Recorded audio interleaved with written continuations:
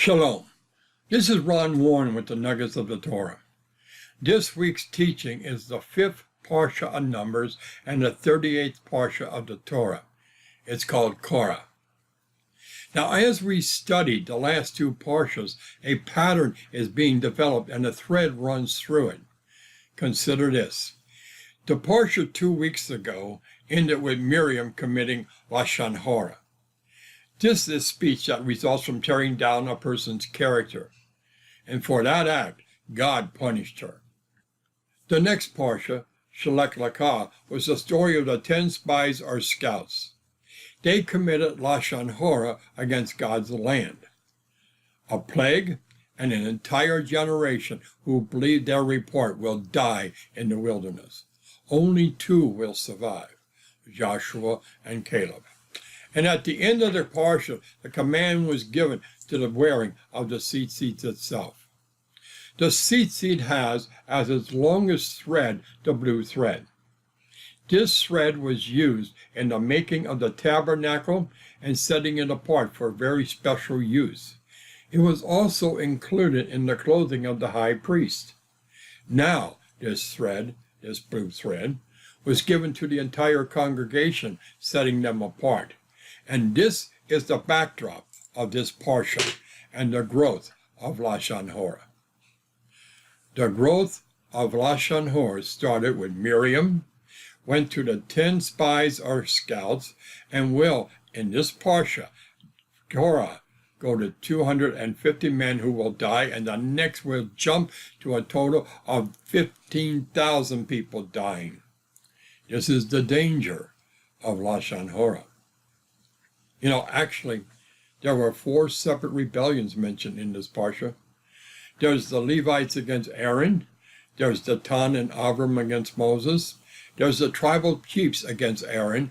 And then there's the entire community against Moses.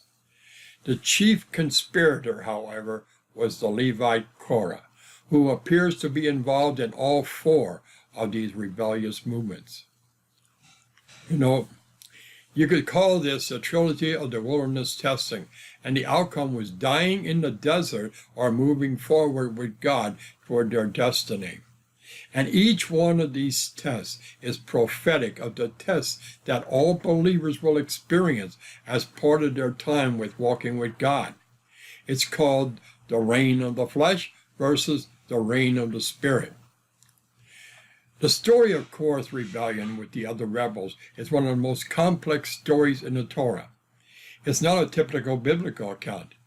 2 separate stories are occurring at the same time.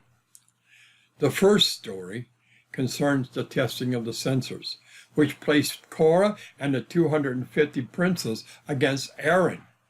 This takes place at the entrance of the tent of meeting and ends up with the burning of 250 princesses, the bearers of the incense. The second story involved the refusal of Dathan and Abiram to accept Moses' leadership. A rebellion.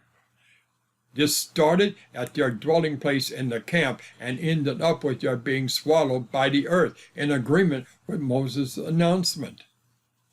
The text describes the event at the tents of Dathan and Abiram in length and detail. It talks about Moses' warning to the crowd to move away from the tents of the rebels.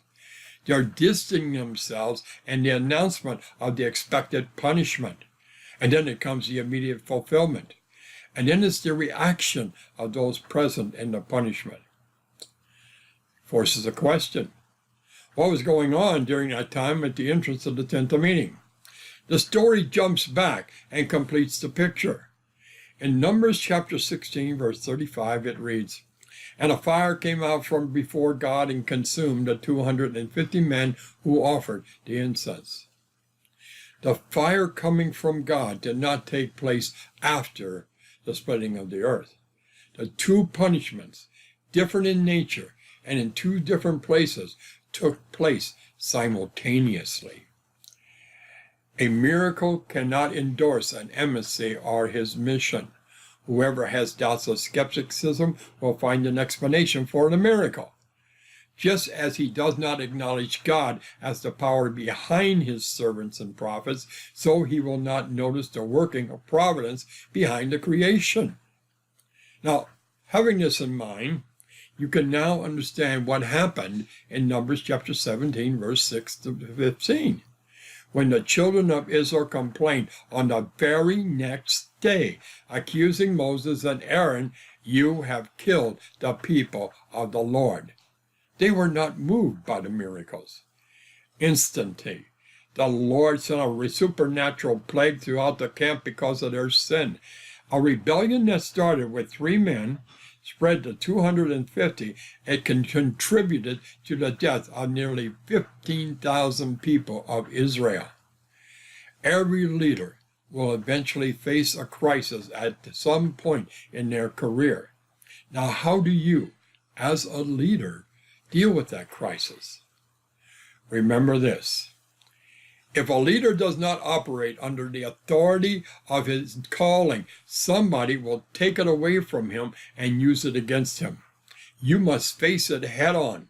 You must address and deal with that crisis before it can be placed into the past. You must also tell the truth. The more you tell the truth, the more you put it in the past. Now, that doesn't mean you have to put it on a billboard, nor does it mean you have to hit people over the head with it, but you must tell the truth. Another question. Out of this, what are the 3 messages from Korah?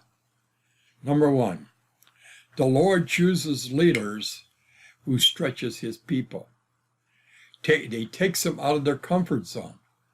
And if you're not being stretched out of your comfort zone, you're not being led at all. Are you being stretched? Number 2, the Lord calls you to be yourself. It is a time for you to get your act together personally, to work together in the body of the Messiah, and to accept, embrace, and pursue your own particular calling and God-given destiny. Now, this may cause problems with other people, but it's got to be done. Are you getting your act together?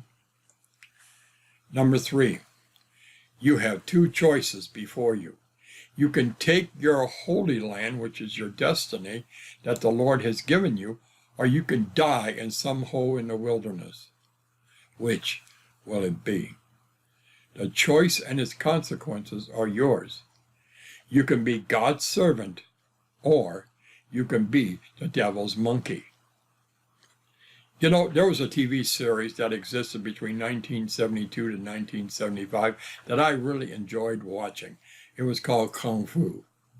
Now, in this series, Master Po always gave the same answer to Qui-Gon Jinn when a decision had to be made. And I'm going to apply that same answer here. Choose wisely, grasshopper. Shalom. Until next week's episode of the Nuggets of the Torah. And if this teaching has been a blessing to you, consider subscribing to this YouTube channel.